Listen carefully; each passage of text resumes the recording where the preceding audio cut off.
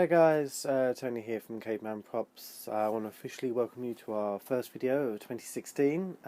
Lots planned for this year and looking forward to sharing them with you.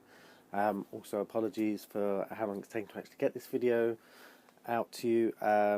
Obviously I've had a few projects on the go, I've taken some time, I've also had a really bad head cold, which has kind of stopped me from doing the video because obviously I couldn't really speak that well. But yes, we're on to our part 2 of the Boba Fett build. If you remember in part 1 we went through the build and the painting of it, and in this video we're going to go through the adding battle damage and weathering to this item. So we're going to move to the overhead camera, going to be over the workbench, and I'm going to go through that with you step by step. Hopefully you'll be able to see this alright, it will fit into camera view. What I'm going to do first, I'm going to add the battle damage and then add the weathering, because we'll be able to add weather in some of the battle damage as well and make it look like brand new battle damage. And I'm not going to stick with the exact designs with Boba Fett, I'm just going to add my own different styles of battle damage. What I'm going to do to start with is I'm going to add like 3 claw marks running down the visor, front of the mask here. So what I'm going to do is I'm going to mark them with pencil first. I'm try and get like 3 marks as if he's been attacked by something, and then score them in and make it look like it's scratched the metal, even though this is foam, but we're going to make it look like that. So I'm going to try that first and mark them in.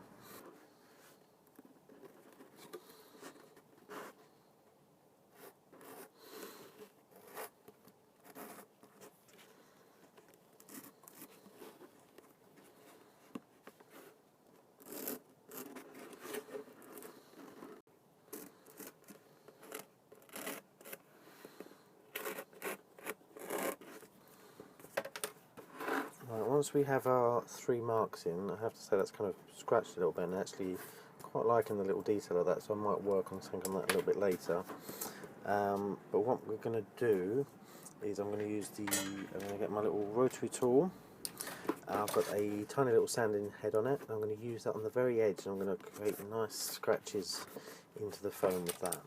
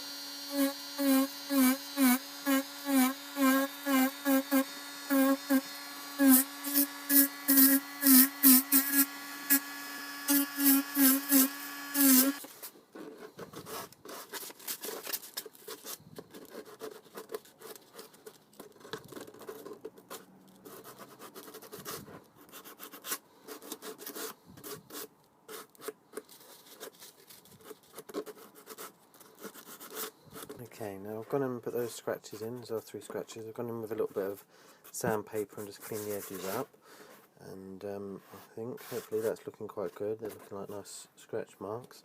What we're going to do is to make it look more like metal underneath rather than the dark bit of foam, I'm going to use a metallic silver Sharpie or paint pen you can get, and we're going to paint in the cracks and just make that look like metal as if that's popping out.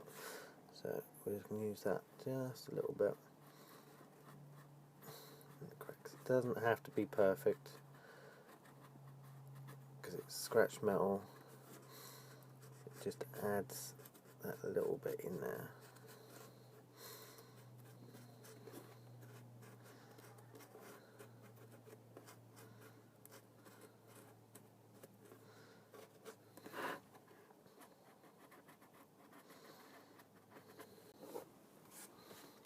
There we go, I've just added that detailing in, little bits around the edges as well, just making that look like chipping metal, and I think that just kind of pops those marks out a little bit, adds a little bit in.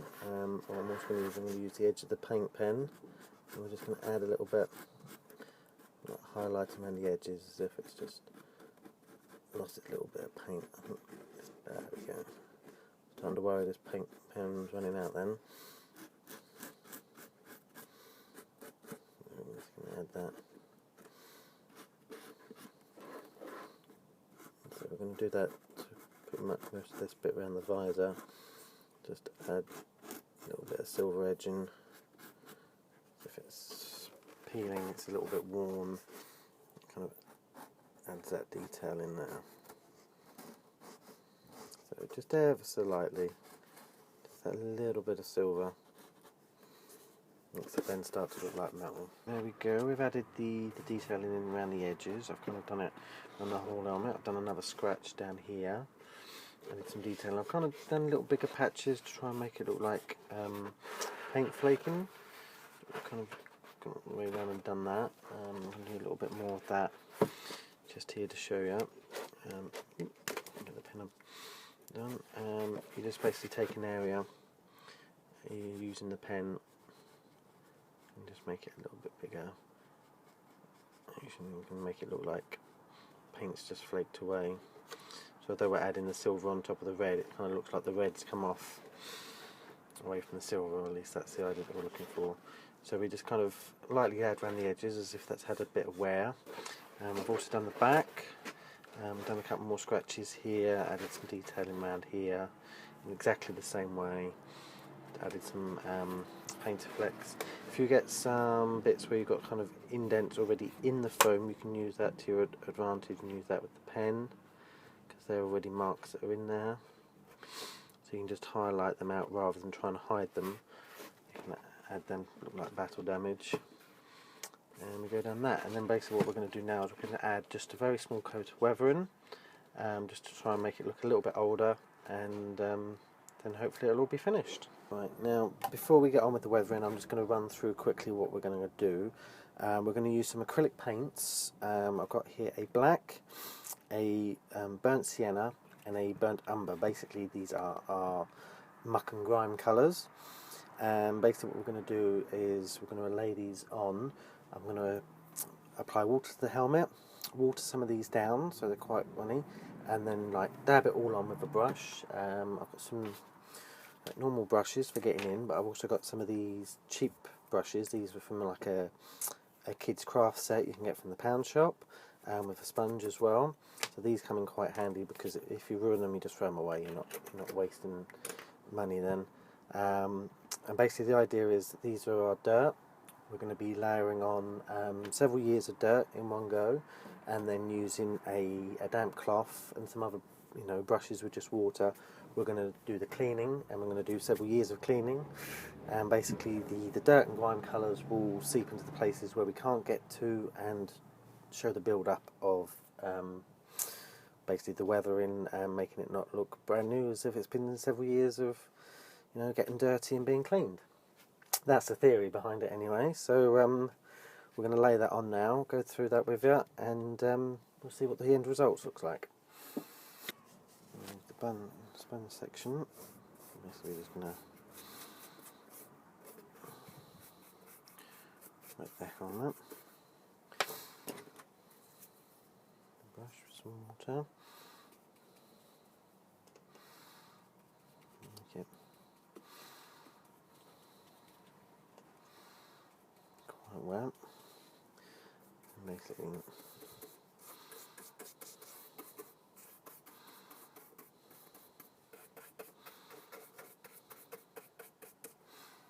and we use the hot cloth.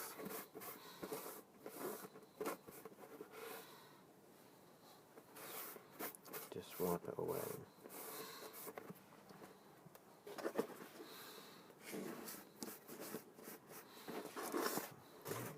Kind of stays, and you kind of use the brush with some